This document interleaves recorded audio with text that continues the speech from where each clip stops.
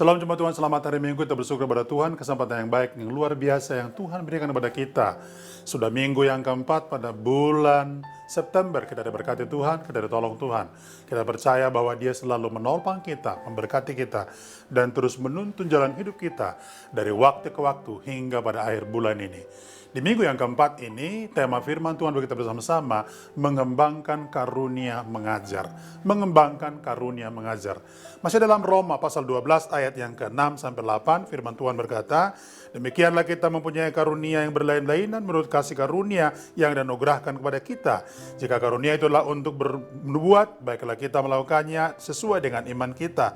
Jika karunia untuk melayani, baiklah kita melayani. Jika karunia untuk mengajar, baiklah kita untuk mengajar.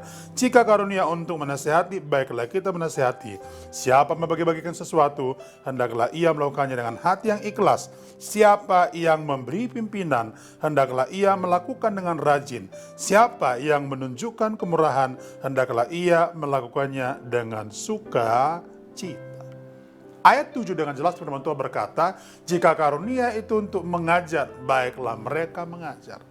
Saudara tahu, salah satu hal yang dibutuhkan di zaman ini adalah karunia mengajar. Semua orang yang memiliki profesi karunia untuk mengajar, mereka memiliki sebuah hal yang sangat luar biasa untuk dipakai Tuhan. Bahkan juga dipakai Tuhan untuk banyak hal. Mengapa perlu saudara sekalian mengembangkan karunia mengajar? 3 alasan sederhana. Yang pertama, karena karunia mengajar dapat mendewasakan kerohanian jemaat. Bapak Ibu, kita tidak akan tahu banyak hal kalau kita tidak mulai belajar. Karena itu saudara sekalian dibutuhkan para pengajar.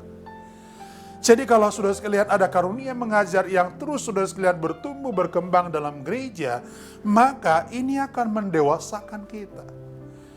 Orang tidak pernah tahu kalau mereka tidak belajar. Maka kalau mereka tidak mau belajar, tidak mungkin menjadi dewasa. Maka poin saya adalah, mari kita belajar saudara sekalian untuk memahami ini. Karunia mengajar mendewasakan jemaat Tuhan.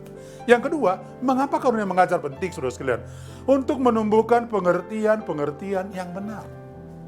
Saudara tahu, ada banyak pengajaran-pengajaran hari ini yang muncul saudara sekalian, bahkan kadang-kadang pengajaran itu menyesatkan.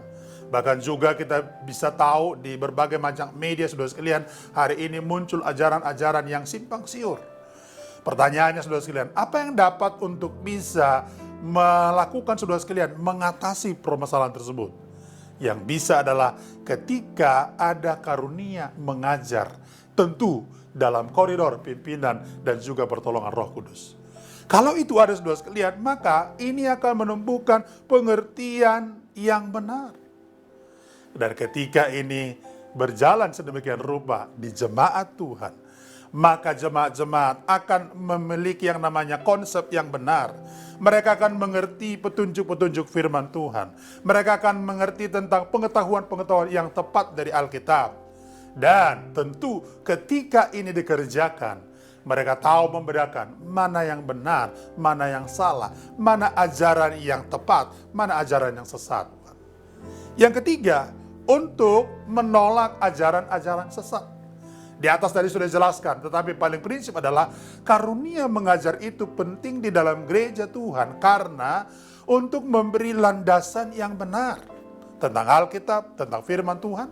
Dan ketika itu diberikan kepada jemaat-jemaat Tuhan, persoalan yang akan dapat kita laksanakan, bahkan juga akan dapat kita selesaikan adalah ajaran-ajaran sesat yang datang dari kiri kanan ataupun yang mungkin saudara sekalian hari-hari ini makin banyak. Orang-orang yang memiliki karunia mengajar, orang-orang yang memiliki karunia dan rela diajar, mereka akan memiliki sebuah pola hidup yang tepat di hadapan Tuhan. Mereka tidak akan pernah dibelokkan kepada ajaran-ajaran sesat tersebut, tapi mereka akan tetap berdiri dengan teguh pada ajaran-ajaran yang menyenangkan akan nama Tuhan Yesus. Selamat hari Minggu, Tuhan memberkati.